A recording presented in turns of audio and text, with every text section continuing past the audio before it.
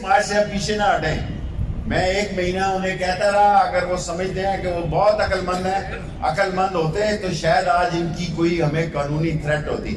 ایک بل عمران خان کا 3.5 سال میں جو ہے وہ ناکام نہیں ہوا, کوئی چیز ناکام نہیں ہوئی. اب آپ 23 مارچ کو ہی آئیں اور آ کے ذلیل و خوار ہو انشاءاللہ. شیخ صاحب, ایک تو پرائم منسٹر کا چین کا دورہ, اس کی اہمیت بتا دیں. دوسرا یہ بتا دیں کہ یہ جو استعفیٰ لیا گیا شہزاد اکبر کا. چھوڑے پڑے, 3 تاریخ کو فروری کو پرائم منسٹر چین جا رہے ہیں.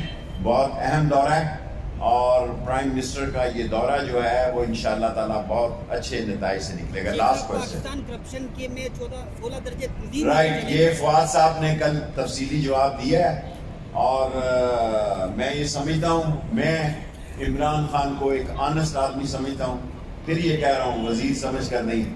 اور یہ جو ٹرانسپیرنسی کی رپورٹ ہے فواد نے کل کہا کہ اس پہ ایک تفصیلی جواب دے رہا ہے. شیخ صاحب, عمران خان صاحب نے کہا کہ میں خطرناک ہوں گا, لیکن اپوزیشن کہہ رہی ہے کہ یہ جو میسج ہے کسی اور کو دیا گیا ہے. کسی کو نہیں دیا گیا, اسی کو دیا گیا ہے جس کو اپوزیشن کو دیا گیا ہے. باقی الحمدللہ عمران خان کے اور اسٹیبلشمنٹ کے بہت اچھے تعلقات ہیں اور ان کو پتہ لگ جائے گا. ان کو ابھی سمجھ نہیں آ رہی اور اگر وہ ذہنی طور پر عقلی طور پر